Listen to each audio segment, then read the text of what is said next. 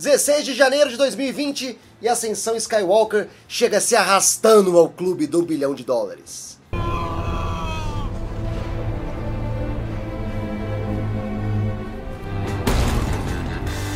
Olá, sociedade de consumo pop, estamos de volta com mais uma coisa aqui no canal Quatro Coisas. Sou o Pablo Peixoto, youtuber que mais trabalha no Brasil. Se você chegou aqui vindo de qualquer referência externa do YouTube, não vá embora sem assinar esse canal e ativar o sininho para você ter sempre notificações assim que um novo vídeo é postado aqui no Quatro Coisas, que tem vídeo todo dia, de segunda a sábado. Domingão tem um Domingão do Liveão às 9 da noite. Se você é um fã antigo, dá uma olhada no Instagram, @quatrocoisas, vai lá na última foto, deixa pra mim um fantasminha, que eu vou deixar pra você uma mãozinha se inscrevendo. Porque vamos falar de roteiro hoje.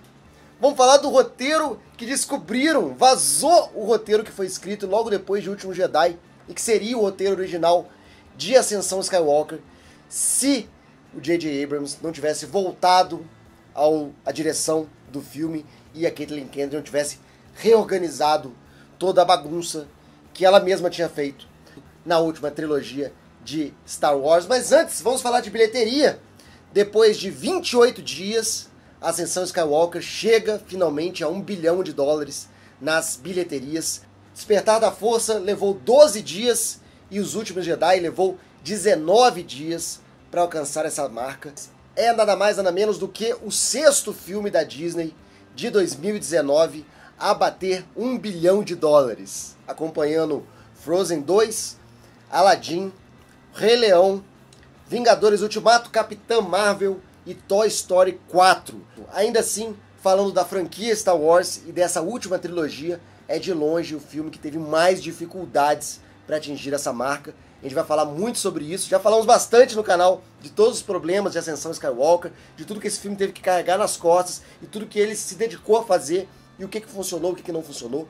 E a situação volta, o assunto volta agora à pauta, porque foi descoberto um roteiro, vazou um roteiro de Colin Trevorrow, ainda sob o domínio do Rian Johnson, que apresentou em seu Último Jedi um roteiro que rompeu bastante com o que havia sido deixado por Despertar da Força.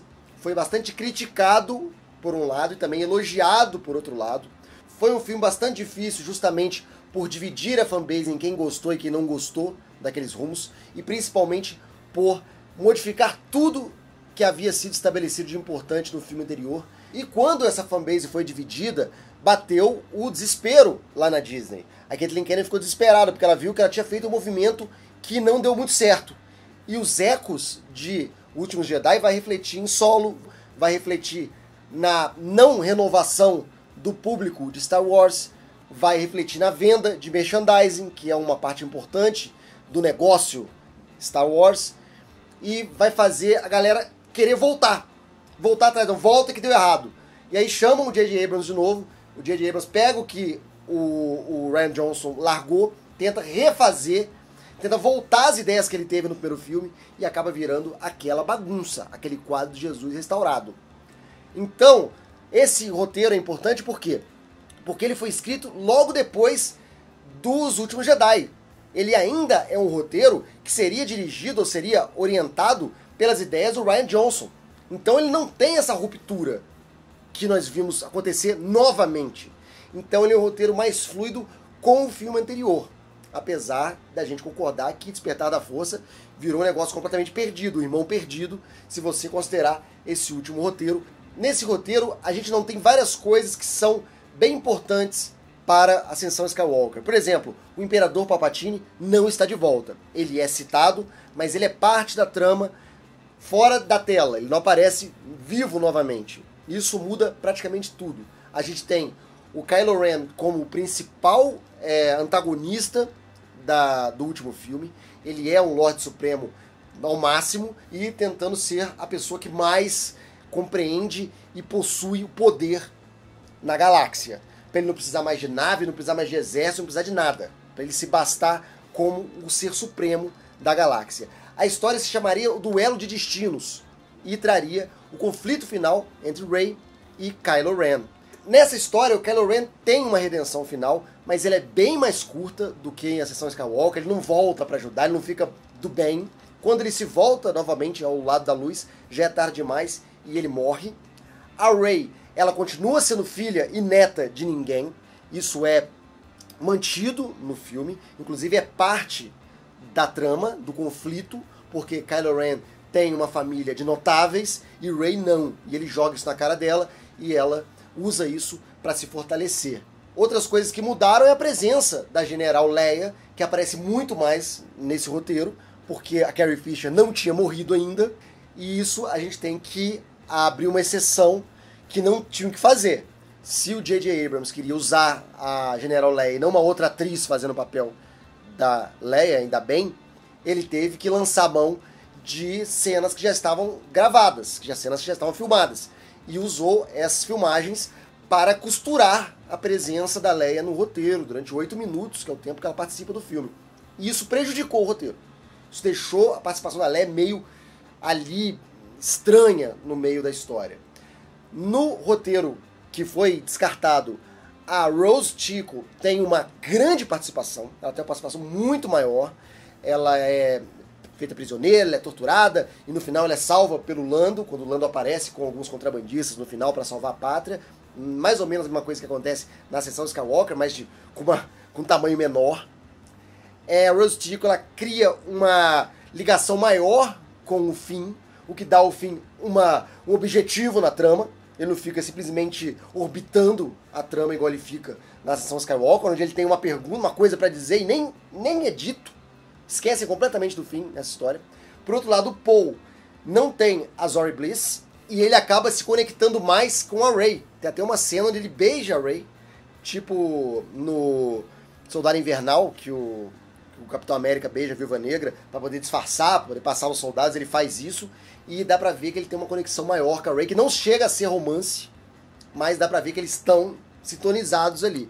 Isso quer dizer que Kylo Ren e Rey não tem nada de Reylo nesse filme. Outra mudança importante, como eu disse, a Rey não é uma Palpatine, muito menos uma Skywalker. É revelado que o Kylo Ren matou os pais da Rey, a mando do Snoke, que o Snoke já previa que a Rey seria uma pessoa forte na força.